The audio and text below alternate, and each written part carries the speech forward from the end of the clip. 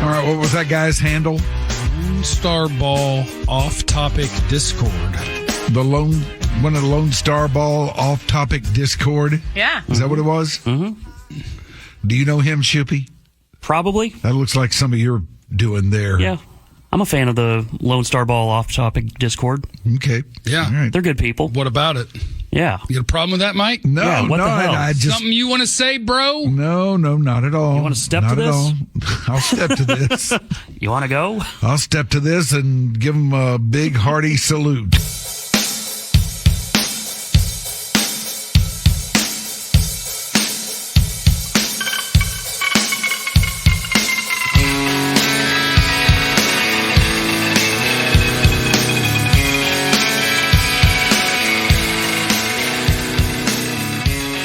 Welcome to episode 2 of GNT. Today's Tuesday, September 17th, 2024. We are trying this thing out again. We're just going to keep going until we decide we don't want to do it anymore. We're going to keep going. We're going to keep going until someone listens to it. I think that's the plan, right? I'm not sure a single person other than Yumi or Clax has heard this thing yet. Mm-hmm. But maybe someday we might have that's like 2 or 3. 3 listeners. Yeah, that's 3 right there. So, maybe we get to 10, 15. 15. You know what?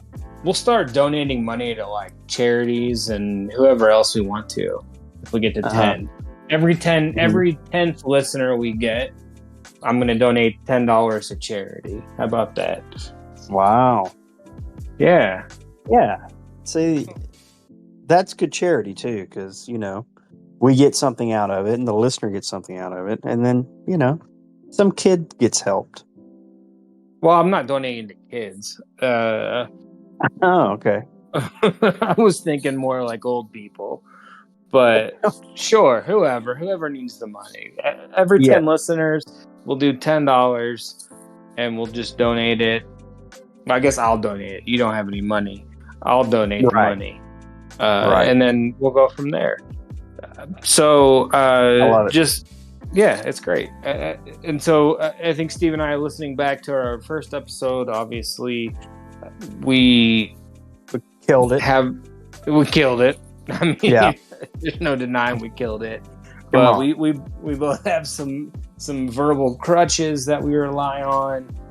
Clax was telling me that he could tell when I was going to say in the first episode, just based on the way that the audio looks, I guess, in the thing. So we're going to try and avoid doing that this time. But I think leading off a podcast that it's a brand new podcast, and B, I've never done one before. I think it's difficult. Steve, you're just a bumbling idiot anyway, so anything speaking is tough for you, right? Yeah. Pronunciations. Yeah, I can even pronounce pronunciations. Yeah, words, spelling, reading. It's a good thing that this isn't like a newsletter or something, because I know that you and Grammar have always had a tough time working together well. Yeah. It's always been a struggle for you. Yeah. So we're going to give it it's a battle. So we're going to give it a shot. And I think we're going to, keep alternating the format. I think we're going to talk about the same things that we want to talk about that happened in the first episode. Sports heavy for sure, but also just anything that we want to talk about. So you might this will be a different sort of sounding podcast, I hope, for the better. Clearly, we don't want to make it worse because it wasn't great the first one, but so it might just jump around a bit more, which I think is good, because no one has the ability to focus on anything longer than about 30 seconds now anyway. Thanks. Right. What TikTok were we talking about? I have no idea what I was talking about. So, yeah. And I just want to so obviously I'm Zane. I got Steve over here. Klex, he's the behind the scenes guy again, like we mentioned. He makes this thing go out and sound like it's an actual finished product, even though it's not. Thanks to him. And hey, Steve, something you want to say, bro? I do have something I want to say, bruh. Well, tell me about it. So, yeah. So, you know that I hate politics, and I'm so tired of it all, and I moved away. But I thought we'd start. We're 8 weeks out from the election. Let's hit a couple quick topics that have grabbed my interest lately. And the first one is the polling in North Carolina and why that is important. It's important because North Carolina has a lot of electoral votes. They're in the top 10. It's a big state. It's also important because the Democrats have won it twice in the last five decades. It was 2008 and 1976.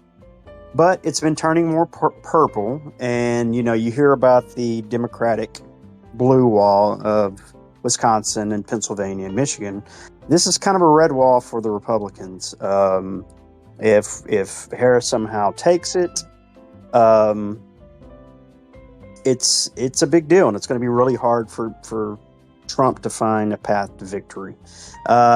Interestingly enough, one of the things that is helping out Harris and Harris's team is the lieutenant governor who is running for governor is maybe the craziest Republican candidate of anywhere in the country. He's attacked basically every group you could imagine, gays and Jews and Jewish people, I'm sorry. And yeah, you are people and abortion. Yeah.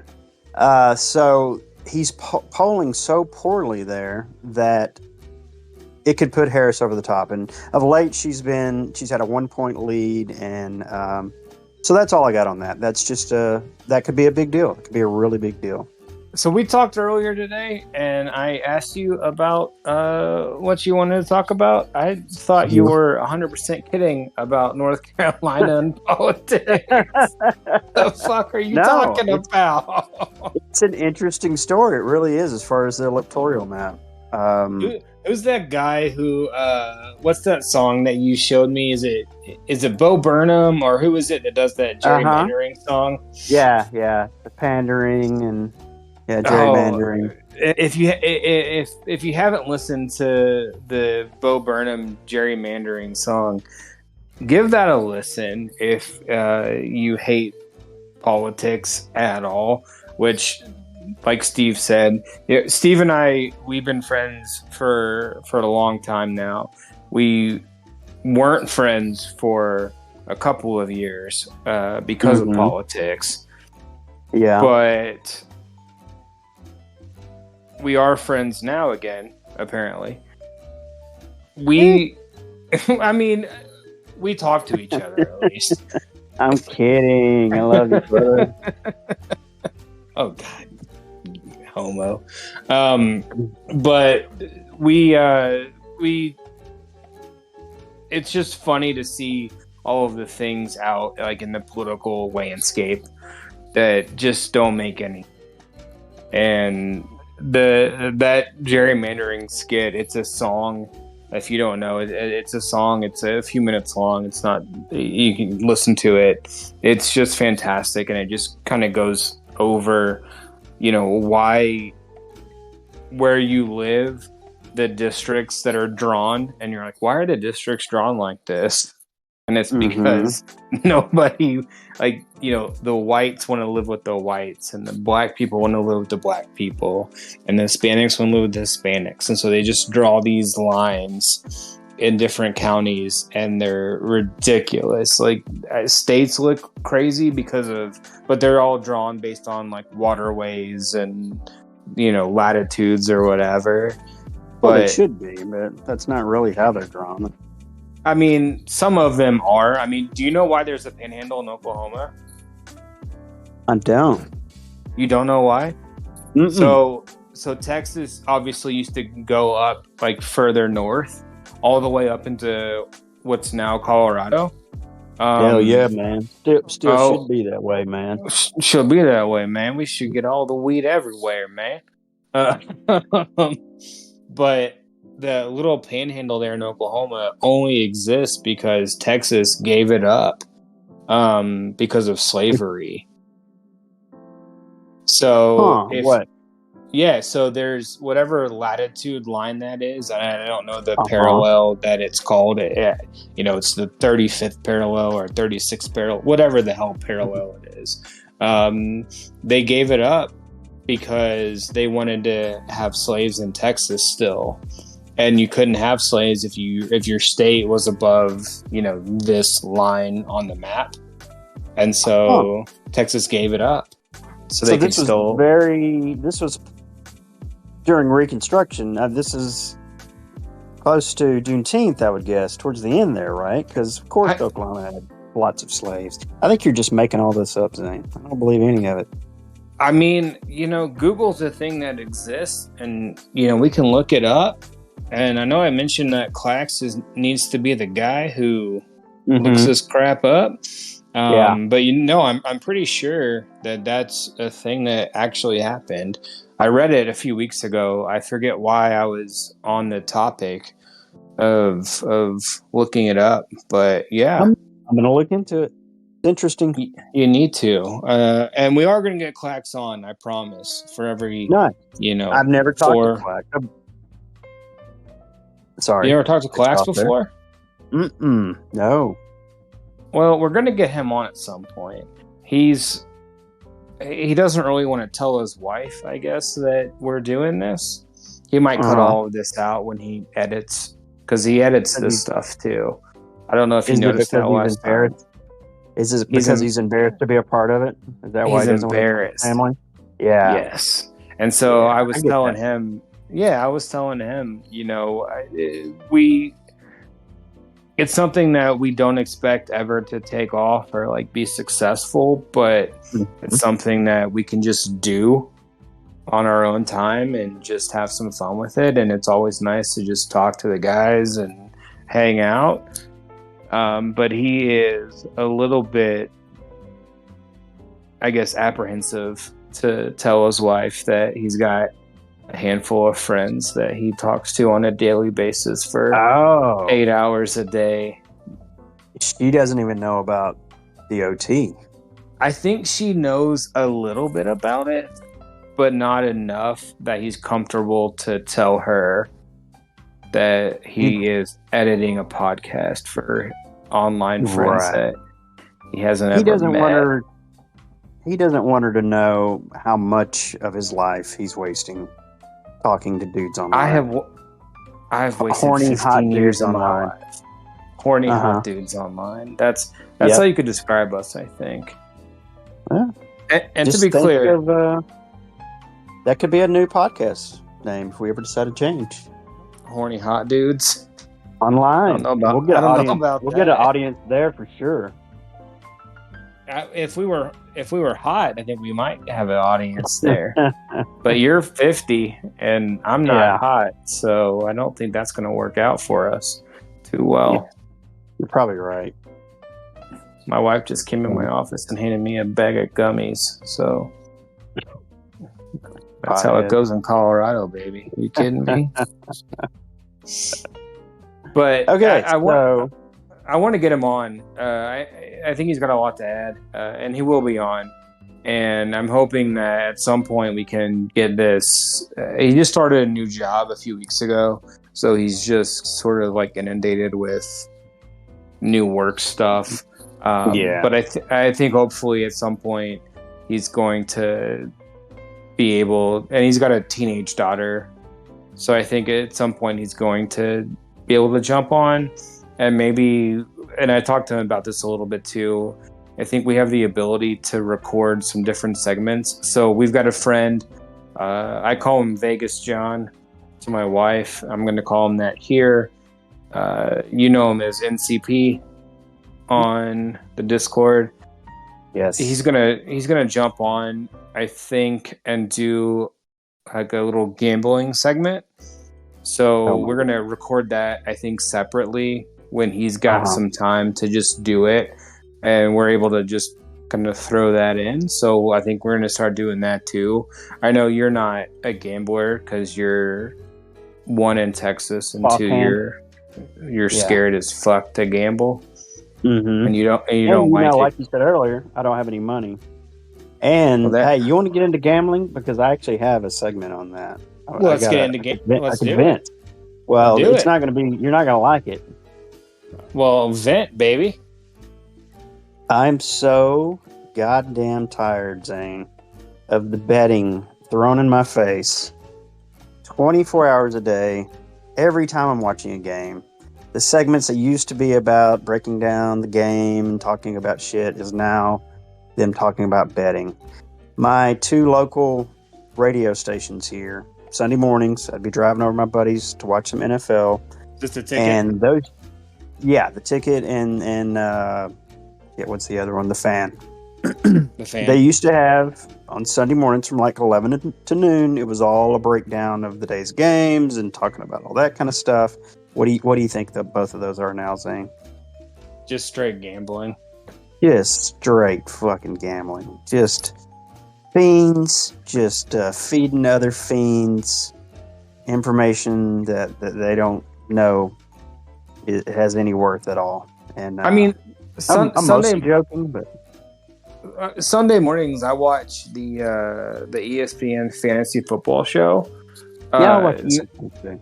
Yeah, I watch that. Not so much because I want to learn more about fantasy, but because I need to remember who's hurt or who's out that week, and it helps me with gambling. And you know me, I'm a very big gambler, right? So I love doing it, and it's fun.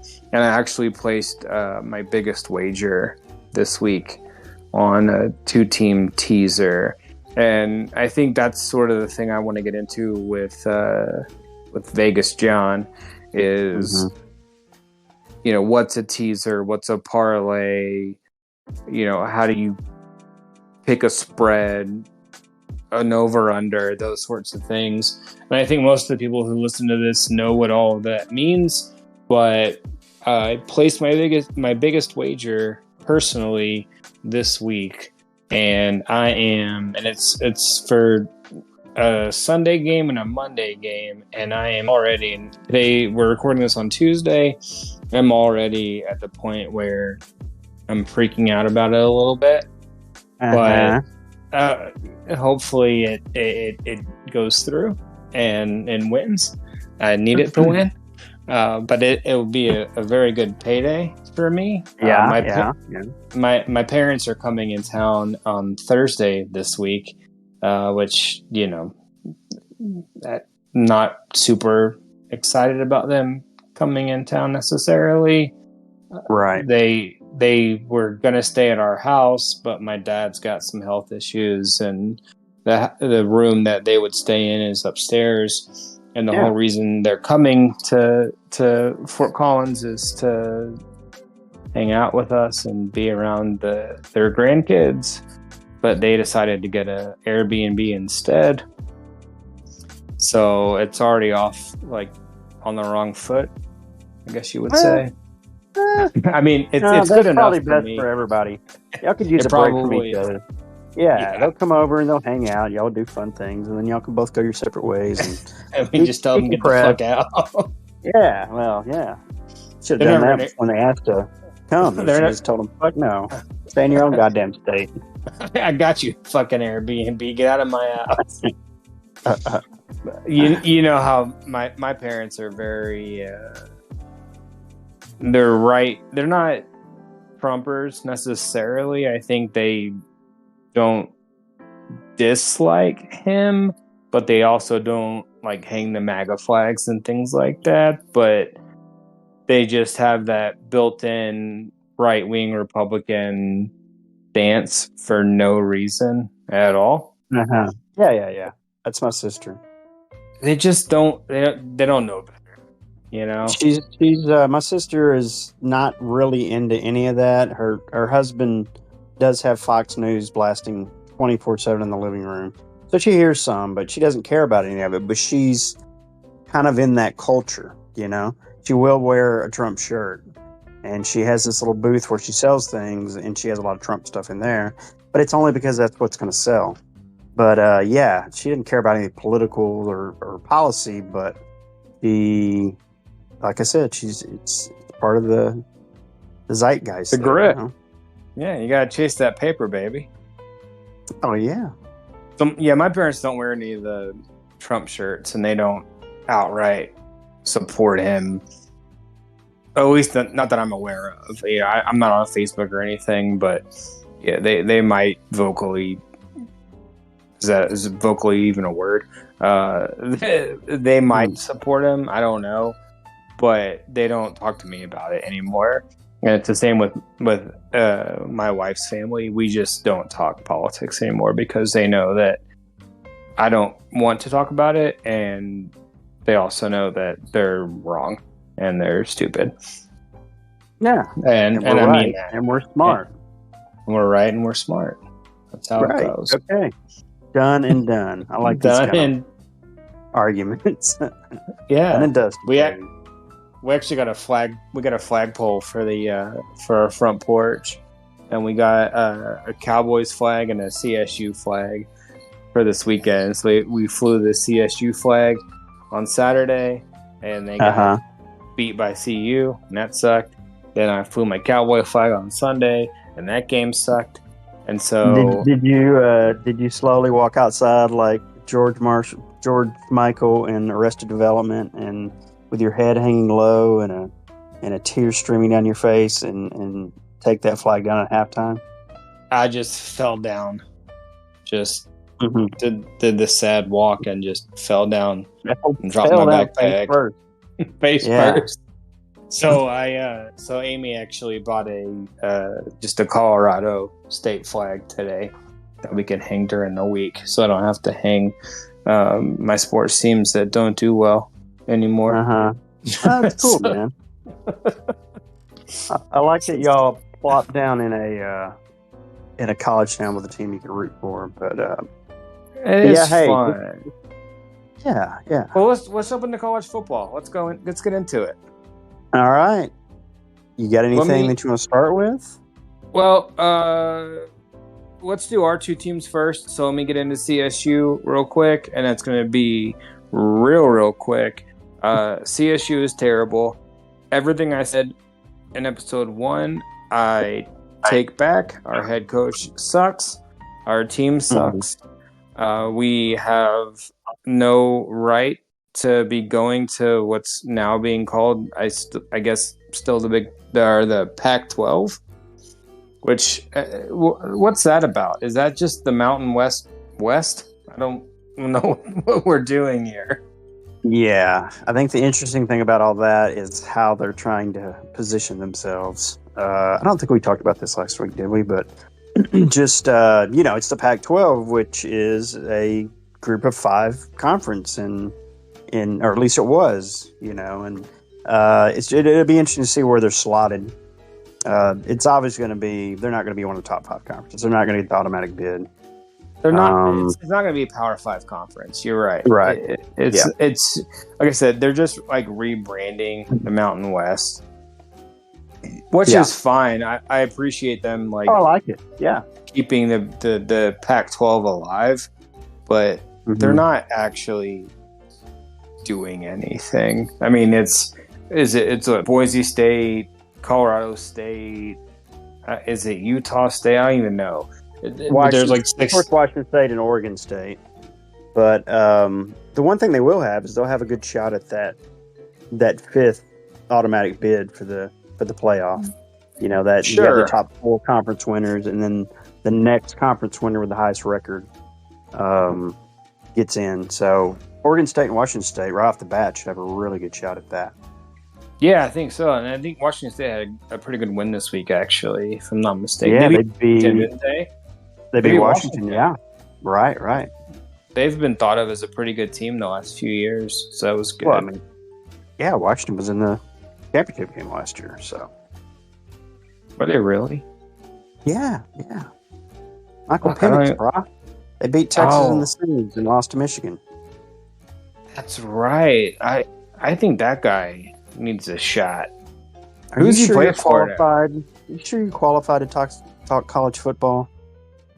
No, I can talk NFL all day long though, and he's in the NFL now, so I can talk about him in the NFL. Yeah, yeah. Penix is in. He's the backup at Atlanta. He's sitting behind Cousins. How good was that win yesterday? Yeah, that was good. I had a bet I'm sure on you were them. loving it. I had a bet. Well, I didn't have a bet on them. I did have Atlanta, but I had our Survivor pool, which is where you pick the team every week. We talked about it last week, but the Eagles had 8 or 10% of people picked them to win. So Atlanta winning. So there's 25% left of people who entered this tournament. 75% have already been knocked out because of the Bengals and the Eagles. Yeah, I heard the It's Bengals fantastic. knocked off half the league, and I don't know that I would take the Bengals in that. Although Atlanta did look rough in week 1, but yeah, that's funny. Those Survivor pools are so incredibly difficult. Just to pick one NFL winner a week after week. It's impossible, and you think who's going to win, and you can obviously pick the biggest favorites, but knowing you can't pick them again later in the season, you have to not pick them early because they've just got so much future value that you don't want to pick the Chiefs now. You want to pick, which the Chiefs also, by the way, they stole one on Sunday. But you can't pick them now because you want to pick them later, but you've got to get to later to use them in the Survivor. Yeah. So it's so tough. It's incredible how difficult it is, though. I mean, it sounds so simple if you explain it to someone who watches football, but of course I could do that. What are you talking about? I'll make it to at least week 8, You would think. Winner. I have every choice in the league. Yeah, I think everyone can make it to week 8 if you wanted to, but then after you get there, it's well, who do I take now? And you're oh, I'm going on with the Titans this week. Okay, well, good luck, buddy. So it's just one of those things. But anyway, going back to college. Not to bring it back. Are you done with your little silly Colorado State thing there? First of all, shut the fuck up. Second of all, jump into UT if that's where you're going. Yeah, could you tell? Was I getting smarmy enough? You were. Let me guess. Number 1 ranking for the first time in 15 years, and you're excited about that? Yeah, sure. Colt McCoy was at the helm last time we had a number 1 ranking. Michael Crabtree, beat us the last time we had a number 1 ranking. So there's a phone ringing. I mean, a phone is ringing. Who's that man? I want to know who's that guy on the phone talking to Michael Crabtree. But of course it doesn't mean anything. It's week 3. It doesn't mean anything. The big prize is not to be undefeated anymore. It's to win your conference. You get one of those top 4 buys and skip into the semis in the playoffs, right? But anyway, back to Texas. You got to say they deserve it at this point. I know people have downplayed the Michigan game, and for good reason, but we sliced and diced through a good defense the whole game. We made them look ridiculous on their home field. And Georgia will take the number 1 ranking back next week if they beat Alabama. And I love that about how the rankings work these days. I love that more and more writers are using, current events to steer their voting instead of, this guy's 1 or this guy's 2 and they haven't done anything to lose it, blah, blah, blah. But, and then we had the Ewers injury, which is very strange. Tell me about the Ewers injury. So we weren't watching the game. Like I said, I had some friends over for the CSU game, we saw a highlight of the Manning touchdown run, and like the second quarter, it was like 21-7, and so we knew that obviously he wouldn't have been in if something didn't happen to Ewers. So what's his status? So, well, first of all, he was kind of holding his hand, and he had a really strange interception right before it. That he would never, it's just a horrible pass. So that's just odd that happened. But the main injury is a oblique strain. They say it's not that serious. It looks like he did it on this one pass to Gunnar Helm. Hey, now I'm going with the Zane. Well, stop it. I need to tell Clax we're about 20 minutes into this thing. You cut all this shit out. You cut all the ums out. But he got pulled, and doesn't sound like it's serious. Wait, you said pulled? Not, he didn't get pulled because of his play. He got pulled because of his injury.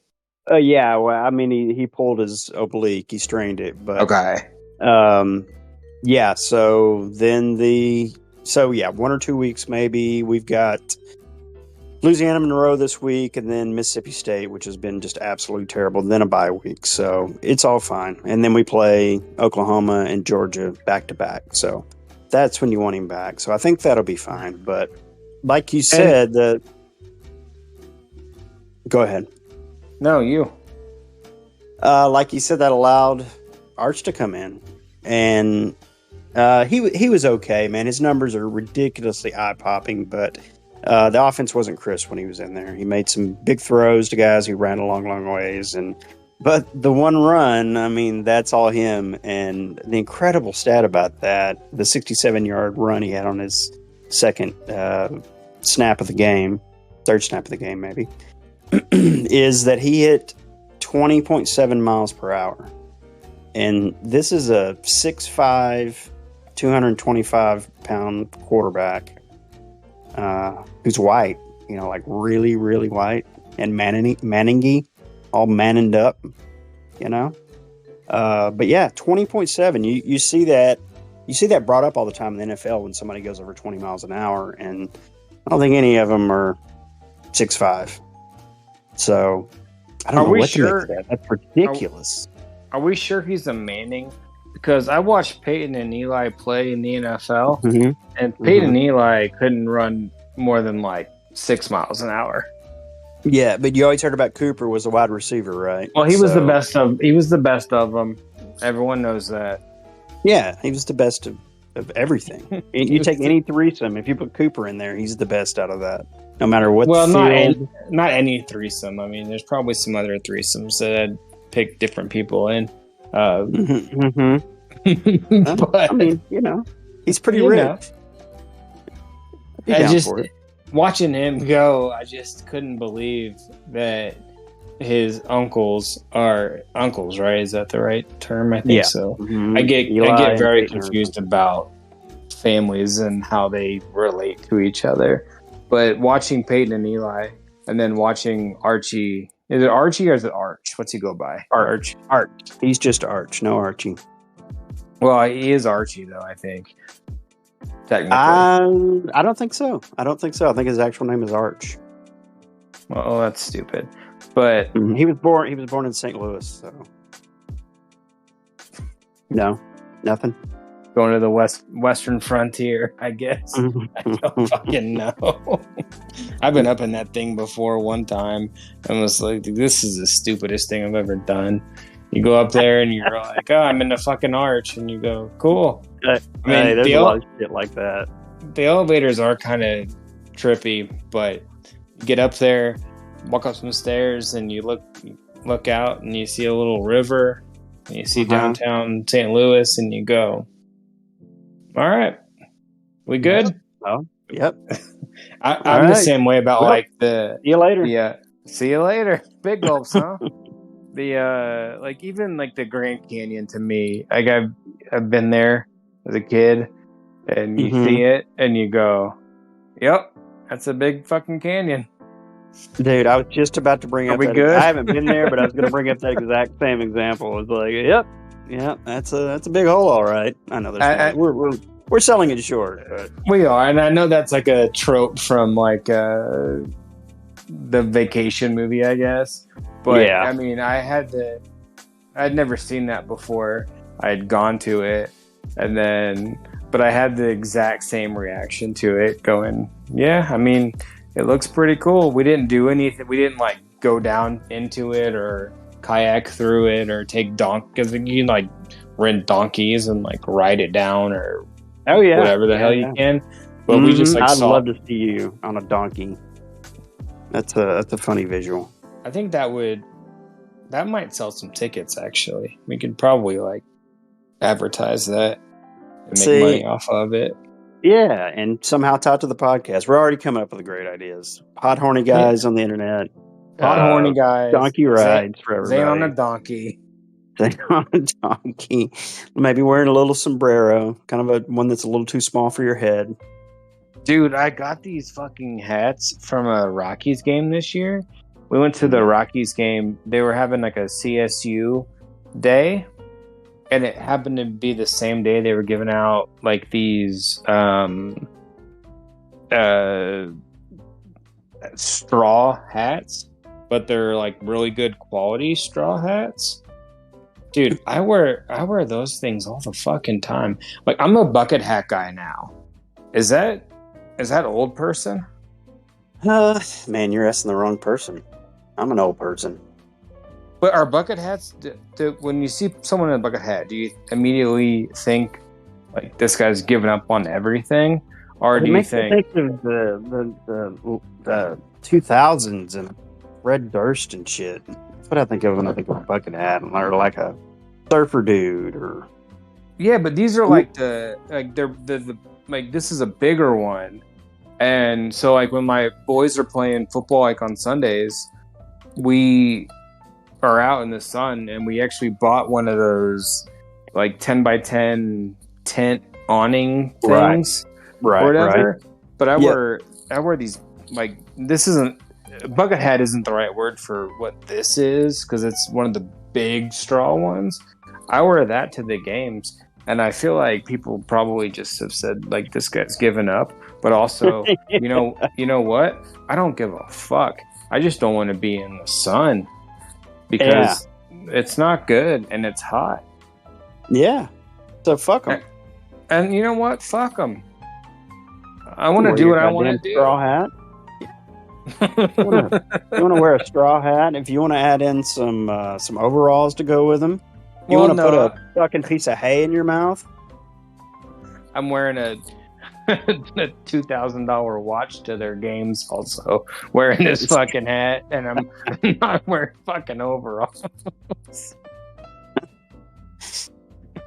I like watches. I'm a watch guy. I know it's a antiquated way to get your time, but I've always been a watch guy. So I'm not exaggerating when I say that. I really like watches. Oh, I know. Yeah, I've never understood it. It's just one. I don't know. It's one. People just have things they like, you know, and that's one of my things that I like. I just like to have a watch on, and I've got a little. I'm actually in my office right now, and I'm looking at I've got a watch, like box. If that makes sense. So it's got you can open it up. And like all your watches are right there. There's like 4 or 5 places for watches. All your watches are right there. And then it's got a little drawer underneath it, and it's got all my more watches, cufflinks. You're so fancy, dude. I'm a big cufflink guy. What? No, go ahead. No, what were you going to say? I don't know. I was just going to say, you've already said tonight that you're a big watch guy, and now you're a big cufflinks guy. Big watch and big cufflink guy. I know. I hate when I say stuff like that, and people see me wearing it, like are wearing like the cufflinks or the watches, and it's like they just because people judge everybody when they see them. Yeah, like I mean, you only get to make a first impression one time. I just like to look like because I don't take care of myself. It's not good, but I can at least present pretty well. I feel like to a lot of people. So I feel like they think we've got a nice house and a nice neighborhood. I've got these watches, we've got stuff, we got things. So I think people assume that we do pretty well, and it's like, no, we have all the debt in the world. Are you kidding me? yeah. And what y'all have left, you're gambling away. So it's a cautionary tale, really. And then anything left, you're buying fucking watches and cufflinks. So yeah, well, there's nothing left. So that's the problem. There's nothing left. But you talked about this, I think last week. When I go, you have to move into my house. When you pass away, when I die, delete everything that I have, throw away everything that's in my office, and then take care of my kids. So that's your job. A lot of pressure, man. I don't care. You agreed to it, and you're going to do it. And do you think they're going to get scallies? Because they have to get scallies. Okay, if they get that, I could at least piggyback off of them and go to college football games or. Well, I do have the football. 5-2. Well, I do have 529 set up for them already. So they've already got each like $10,000 or $15,000 a piece. It's only gonna. Somebody told me about something called like compound interest. That's apparently a good thing, I guess. So by the time that economic voodoo, compound interest, things like that. Yeah. No idea what it means, but apparently it's good. So by the time they get to college, like at least 1 year should be like fully paid for. But just make sure they go to state school and you can afford it, and they got the 529s, and I'll give Amy the access to it, and you guys can just use that and pay for their schooling. So you gonna live there as well, or no? Amy? I'll be dead. I'll be dead. Remember? No. Will Amy be living there as well in this situation? Yeah, that's your new wife. Oh, okay. All right. I just wanted to make sure. That's also part of the deal. Whatever. Okay, that's fine. I don't have much going on. Oh yeah, and I've told Amy for years, like if something were to happen to her, like I'm going to get another woman in our house. Like as soon as possible. Next day, probably. Yeah, and it won't be romantic or anything, but it's gonna be you're now responsible for these kids to keep my house clean. That's your role here. Oh man, I don't see how this could fail. It can't. What woman could turn down that offer? Not people who are not from America. They have to take the deal. I see where you're going here. So again, it's not romantic. Situation. I don't want a relationship. I just want someone's got to do the things that I can't do. Mm-hmm. So, like, I mean, manage money and do your taxes and. No, I do all that. Mm-hmm. I'm not going to trust someone from fucking Portugal to manage my taxes, Steve. I don't know why I picked Portugal. I couldn't think of any other place. Yeah, that was a weird choice. I don't know. What the fuck was I going to say? I was thinking like Vietnam. Vietnam would have been better. Well, that would be my Vietnam, though. If Amy died, that my whole life would become Vietnam.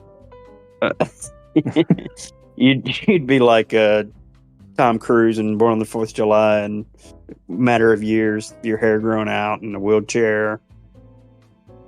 I can use a wheelchair. I could be drunk in an alley at any time. Just let me know when. Let me know when and which alley. I'll be there. Right. You bring the booze, I'll bring some. Get our alley on. And then if you want me in a wheelchair too, like that's fine. I don't care. Your straw hat on. Don't make fun of the straw hat. The straw hat is a game changer. It would look good in the wheelchair though. It would shade your legs and feet and everything in a wheelchair if you had that straw hat on. People would love it. Yeah. I'd probably go viral. Look at this fucking guy in his straw hat in a wheelchair. He has no idea what watches on both arms. What's going on? What is he, about 37? Yeah. He's on death's doorstep though. All right. He's got fucking cufflinks in his overalls. I do own a bow tie now too. Also, I just was thinking of that. Yeah, a little Tucker Carlson situation. Oh yeah. Well, I mean, him and we go way back. So yeah, when I was in college, him and I, we had a meeting together once, and we were talking about just the state of the country and where it was going, and liberal. Yeah, and so we had it was a good talk.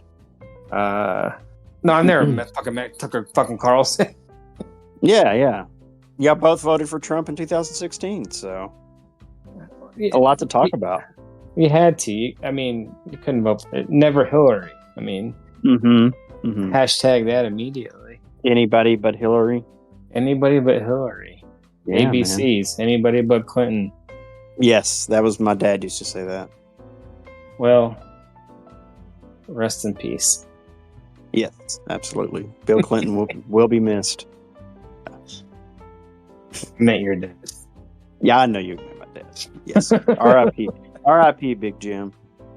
We're gonna get personal on this thing. Are you kidding me? No, I know. Man. Steve and I know a lot about each other's families, so if we get into stuff that's personal, just know that it's from a place of, I won't say love, but it's from a place of comedy, maybe. I don't know. Yeah, but respect at least, you know. It's respect. It's definitely a respect. We would never make fun of each other's families, although I make fun of mine all the time.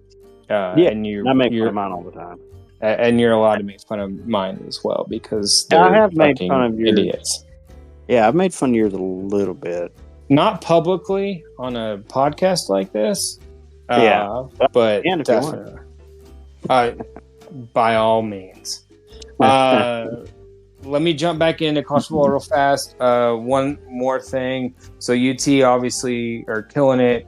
I told you I had some friends over on Saturday to watch the CSU game. We saw the UT clip. I had a buddy who was telling me, he said, when we saw the highlight of Manning running that 70-yard touchdown, he said, I don't think Quinn's getting his job back. Yeah, so it's never going to die. And I texted you immediately and said, this is the stupidest take ever, right? Like, he's going to get his job back. Well, it's a very common take because, I mean, it's mostly ESPN. They're going to push controversial stuff, and the name is Manning and all that. But they've been pushing that since the bowl game ended in January, and it was never the case. Manning was never going anywhere, and he was never going to take the job from Quinn. But yeah, it's funny. It's out there. Quinn's not getting Wally pipped here. That's not a thing that's going to happen. Like, as soon as he's healthy enough. And like you said, I mean, I think next week, who do you guys have this week on Saturday? Louisiana Monroe. Yeah, so if he's not 100%, you start Arch. Sorry. I know he goes by Arch. You start him, let him go.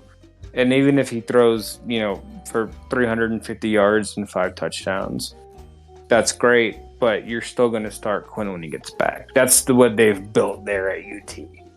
Yeah. If you I think would have seen the game on Saturday and you were familiar with how well Quinn is playing last year and especially this year, and you watched Arch running the offense, it's just he had a lot of trouble.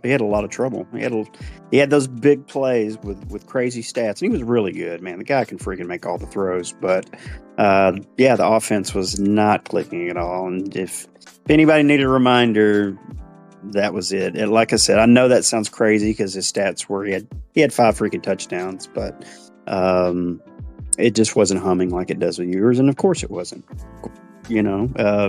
Before that game, Arch had played like a quarter of football in his entire career, and yours has started 34, 35 games by now, and it's going to be probably a top 10 pick next year. So possibly the quarterback 1 with the way things are going right now.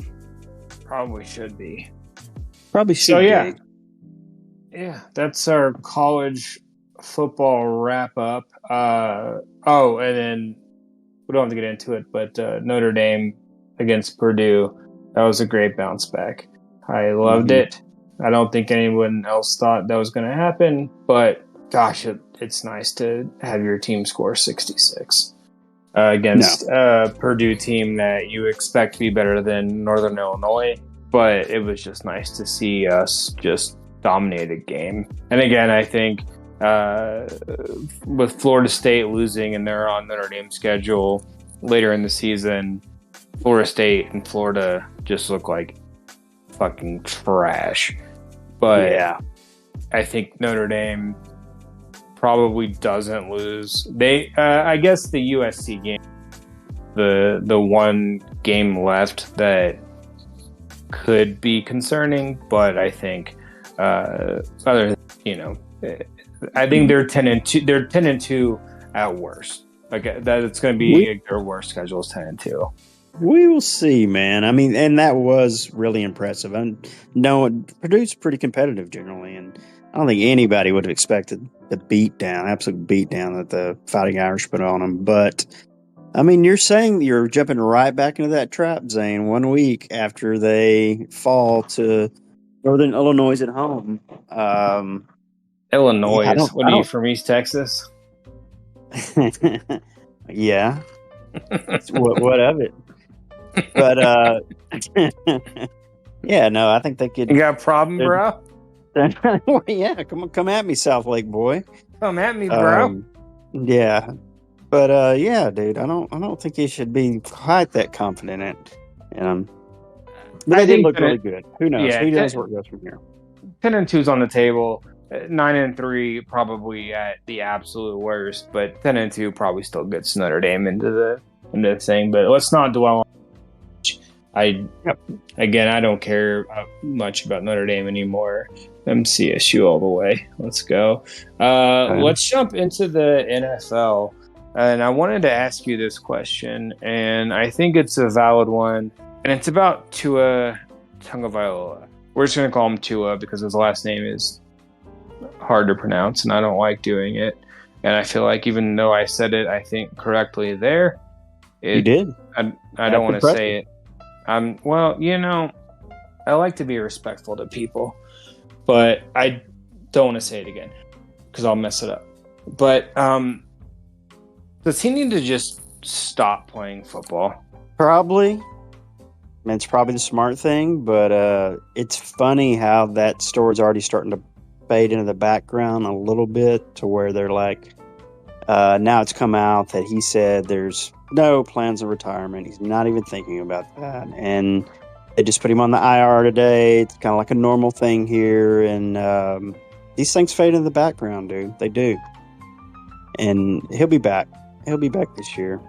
I know he will be back this year, but I mean, his contract, he's got $100 and something million, like $130 million ish. I think that's guaranteed that if he retired tomorrow, he keeps all of that money.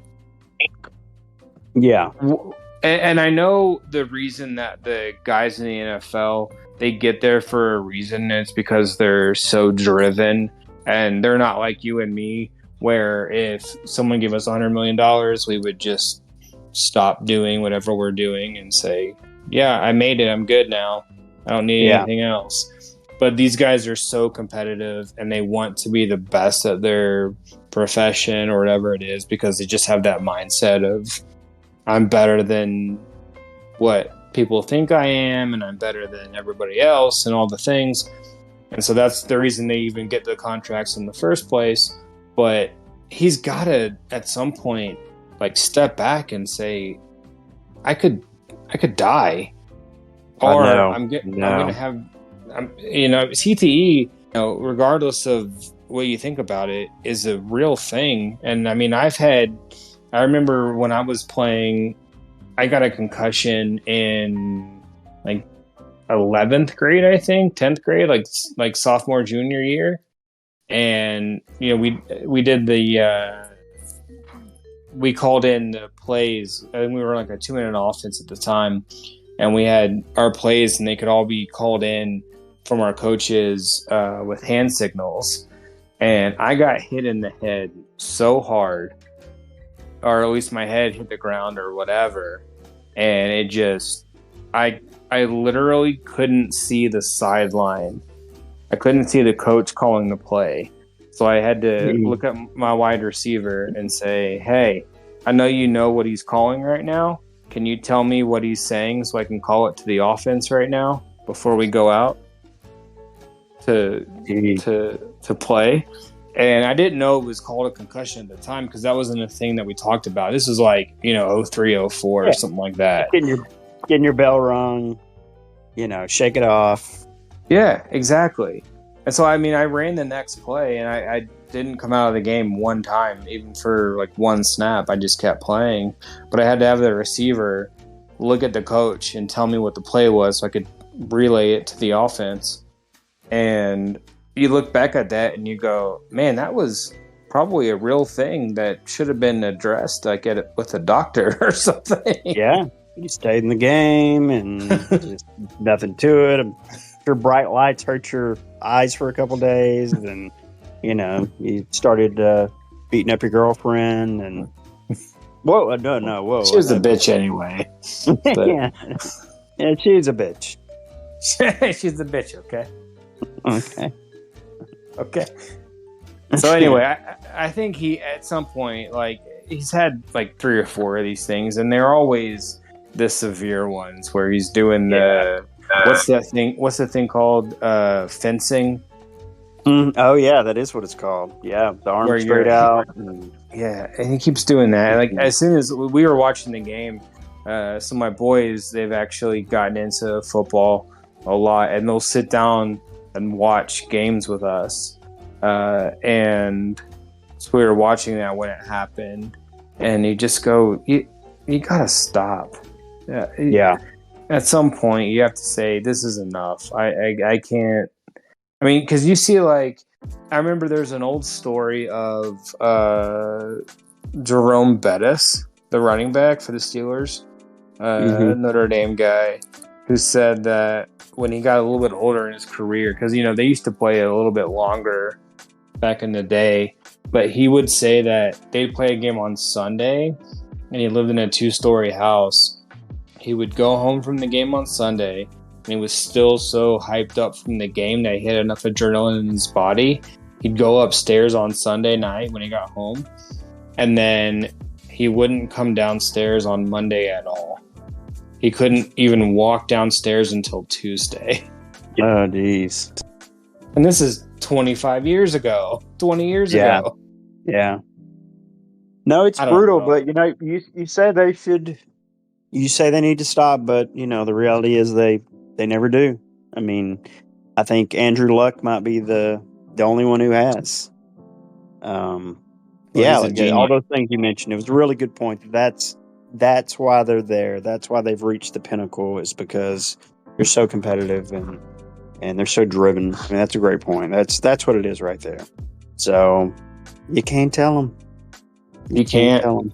Mm-mm. Would you wear a Guardian cap if you're playing the NFL right now? I would. I've been wearing one around for weeks, and well, you have to, because of your mental capabilities. You have to. I used to make that joke series about you, and you hated it. You always had to wear a helmet when you're walking around. But But I'd wear one. I mean, it doesn't look any different.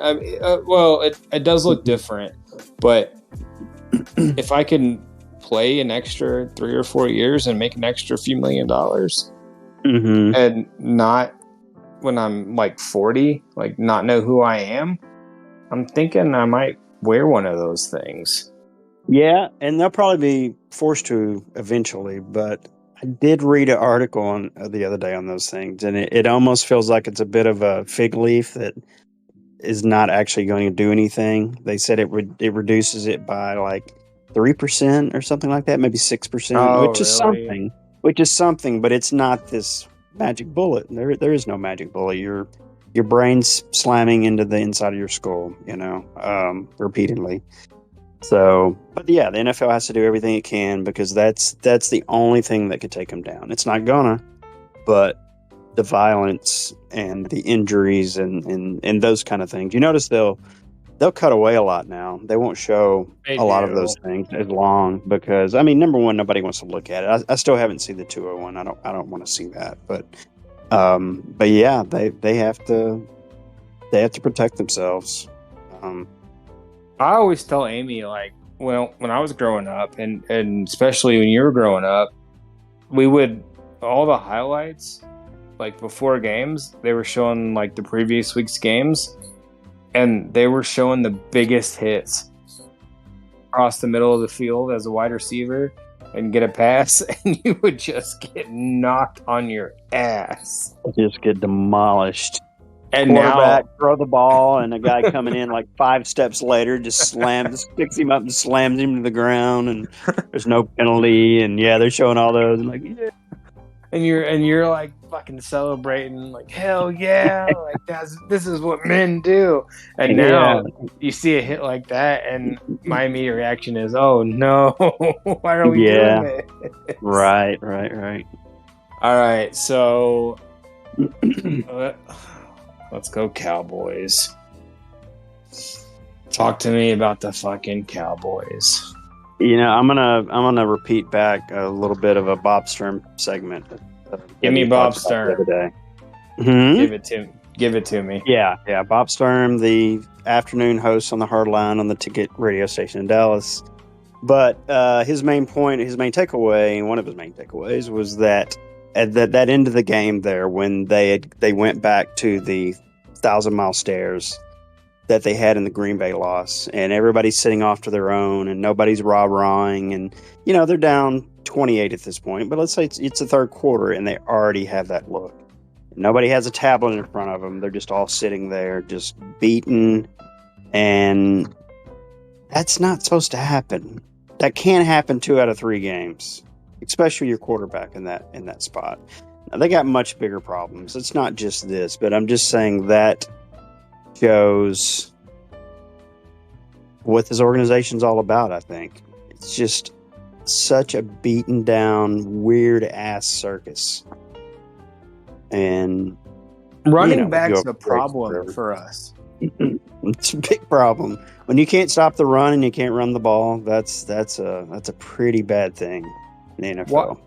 I look, I understand that Jerry Jones has his guys, and Dak, I think, is a huge proponent of Zeke, and I think Dak feels comfortable in the pocket when Zeke's back there on a passing down. Yeah, he's great. I think pickup. Oh, he's the best at pass pickup. Like, I mean, I would.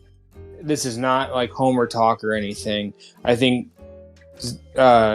Zeke is probably the best at picking up blitzes as a running back in the NFL. It doesn't get any better than him. Like he sees it. I think Dak and Zeke are able to talk to each other like pre-snap, and I think maybe it's Dak telling Zeke like, "Hey, 54 is gonna blitz on this play. Pick him up." And maybe they don't. I don't know. But Zeke sees all the blitzes and picks it up, and it's great. Zeke can't run the fucking ball. We learned also that what's his ass, the backup, also can't run the ball. Tony Pollard, who we had, could run the ball. And then we got Deuce Vaughn on the bench, who can run the ball, maybe we think, but also is maybe not a good running back. It's just too small. I don't know. You see him bounce off guys, and another concerning thing is the offensive line isn't getting the push they used to. They're not opening much. Zach Martin's not the guy he used to. You don't hear him talked about as one of the best guards in the league anymore. But yeah, the offensive line is just as big a culprit as the running backs are. But yeah, it's not good, and this isn't stuff that you can fix within the season. I don't think. I mean, I guess I could trade for a running back, but but yeah, it's more of the same. And hey, they're still going to be competitive. They got a talented team. They'll get Ferguson back, and he helps open things up for CD and Cook and everybody else. But yeah, the lack of a running game and the inability to stop the run's gonna kill them. I think you're right. It's just not great. I wish it was better. Hey, one more thing before we wrap this up. Let me shift gears. You talked last week about a good friend of yours who you were worried about his situation, and he's obviously in a bad place, and you didn't know how to approach it. Any update on that? Anything else you want to say about that, or what do you think about it going? Yeah, so when we were recording last week's episode, I think I had mentioned he had texted me about having a little happy hour at his house with the friends that we were hanging out with on Saturday. We actually hung out with him again on Saturday. He came over and watched the CSU game for a little bit. His wife came over too. There's not really much to update on there, but he brought over. They go to a bunch of like different markets and things, like the farmers markets and whatnot. And so they'll bring over like peaches, and they brought over tomatoes tonight, and they did that last week as well. Which, I mean, they're all fantastic. Hell yeah. We love when they bring them over, but it just seems like he's still kind of jumping into hanging out and things and just being around people. So I don't have an actual update as far as what we had talked about and all the things that could be going on, but I do enjoy having him like reach out and be a friend. But I'm also, the more that he reaches out and the more that he wants to, do stuff together, it keeps kind of making me question sort of what's going on, I guess. And like we haven't asked about it. Nothing's going on. Like as far as I know, hasn't told me anything. But we'll just kind of keep, I guess, playing it. That was a weird way to say that. Clax delete all of this, I guess. But I just think we're just gonna keep being friends and hanging out whenever they want to, or whenever he wants to, I suppose. And hopefully, whatever's going on just gets better. But yeah, no actual update. All right. Yeah. Hey, what's the best way to prepare a cat or a dog? Do you know? I prefer dog and cat tartar. Tartar. But that's just me. I usually try and smoke them. You just put them on the slow and low, 225 for like 6 to 8 hours. Applewood. Yeah, applewood. We use a lot of mesquite, things like that for the wood. It gets the flavor right through it. It works when you're doing a dog. You can just use the bark. Son of a bitch. That's good. Son of a bitch. That was good. Oh man. Okay. I think that's where we should end it today. So yeah, a better episode this week. Thanks for joining us. We appreciate it. It's been fun. I think if Steve, anything else you got to say? No, again, if you're listening to this, thanks for listening. And it's always a good time. Fantastic. All right. Well, we will talk to you guys next week. And enjoy your week and weekends. Later, skater. Peace.